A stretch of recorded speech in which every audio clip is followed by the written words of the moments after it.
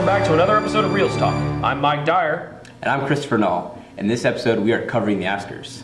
It's a big night on everyone's mind. From slavery to con artist to bravery, this year's films embark to cinematic excellence.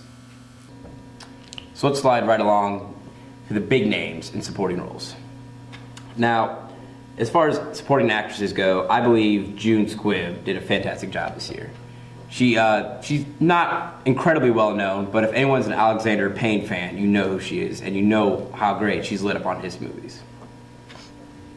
I agree that she's a newcomer. I think who's really going to win this year, who's going to take home the gold this year, is the newcomer Lupita Nyong'o for 12 Years a Slave. She had a great role in that film. She lit up the screen probably just as much as the rest of the cast, and she really kind of gave the film a little bit more of a human element to it. I agree with you. She does do a great job, and like the emotion that she brings right onto there is just unbelievably real. And she's so much pain. It's raw. So much. She just determination, but also she gives up. She's giving up, and she's hoping to carry on. I love that. But June Squibb, she's hilarious.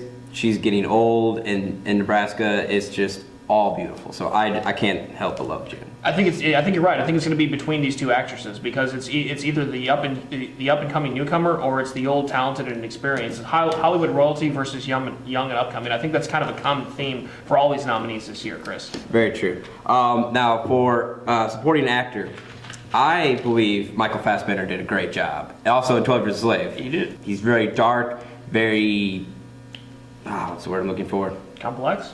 Very complex. Very. But what do you think?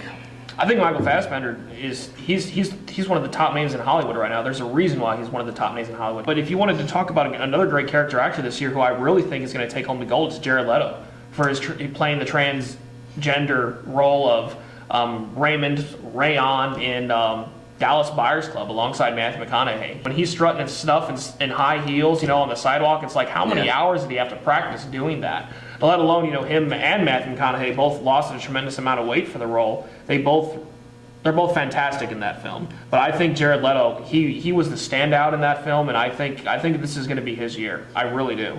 Both based off true stories and both powerful actors and actresses. Exactly. So exactly. Can't wait. Now for the actors and actresses who took center stage in this year's leading role. Sandra Bullock, usually I steer away from any movie that she's in. She always seems to play this tomboy, kind of make it out for herself deal.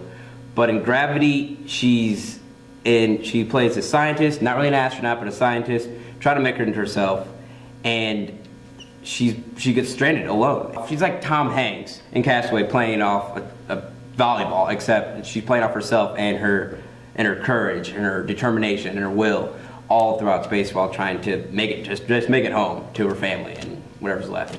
I thought she did a great job, and considering the elements that these actors and actresses had to face in making this film.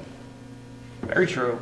I mean, she's a fantastic actress. When Sandra Bullock was nominated a couple years ago for The Blind Side, there's a reason why she was nominated. She's a great actress, and you're right. When you're a character like Tom Hanks in Castaway, or in this case Sandra Bullock in Gravity, you really get to know the depth of the character when it's just the character on the screen. It is literally, especially in a setting like space.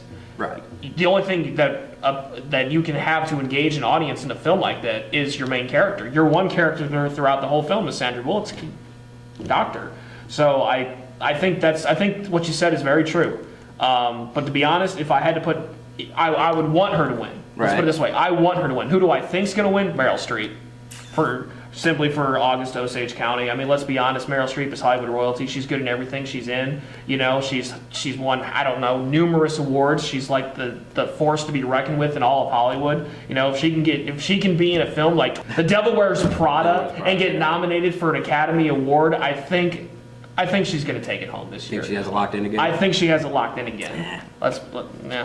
As much as I may hate it, I think she's got it locked in again. See, but on the other side of that, there's for a lead role and for an actor in a lead role, Leonardo DiCaprio's up for nomination. Yeah. And he has been nominated time and time again. And he's never been up there won. time and time again, and he is yet to win. And yes, he is yet to win. But in Wolf of Wall Street, he brings to life this character based off a book. But he plays this real man who went through not okay, struggles, but he has his own struggles, his own, goals, his perseverance, all of this. But he brings so much life to it, so much that you don't like, or not that you don't like it, but you know that it's just so bad, so wrong, so cunning and sly, slime at the same time, but you also appreciate what he's doing, what he can do. If I wanted to put my money on a single person who's going to take home Best Actor, I think it's going to be Matthew McConaughey for Dallas Buyers Club. I really, really do. I think it's going to be either Matthew McConaughey for Dallas Buyers Club or Chiwetel Ejiofor for 12 Years a Slave. Yeah. He's really an unknown. McConaughey's been in the limelight for a number of years now. He's never been really taken seriously as a really good dramatic actor, but he had that cameo in Wolf of Wall Street, and he was really engaging in that film. He did Mud earlier this past year, which was given to much critical acclaim.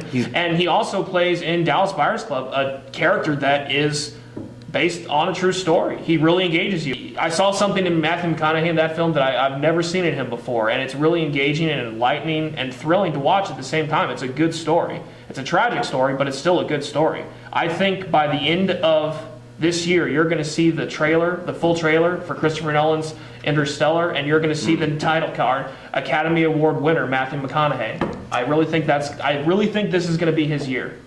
Finally, for the big picture concerning this year's Best Picture. Now, a lot of movies that are up for nomination this year are been based off true stories. 12 Years a Slave, Wolf of Wall Street. But I do believe Wolf of Wall Street has the best picture. Drugs, sex, butt action, drama, comedy, all of that has that mixed in. It's 3 hours long, but no one, ask anyone that's seen this movie, no one feels like they sat through 3 hours of just three-hour footage. movie. They're entertained through and through. I do believe it'll win Best Picture. I don't think necessarily Best Picture is about a film that is. It might be the best picture of the year, and a lot of people would make the same arguments that you just made for Wolf of Wall Street about American Hustle. It has a lot of the same elements. It takes place in roughly the same time period, and it blends humor, action, comedy, all that stuff together. I had to bet money on the film that is going to take home Best Picture of the year. It's 12 Years a Slave. Yeah. It's not just because of the acting. It's not just because of the setting. It's not just because it's the story. It really is the story. It's that film that after you've watched it, you've sat down and you realized something about yourself that you may not even have already thought about, or it's a film that it's one of those films it's a great film, but you're only going to watch it once. Yeah. And I think that's kind of the key. And I don't think it may not be the most entertaining story of the year, but if you ask me, it's probably the best picture of the year. It's one that leaves the biggest impact. Yes, easily. For me, it's the one that left the most impact. I believe that's true. Well, there you have it. Cut print and send in the awards.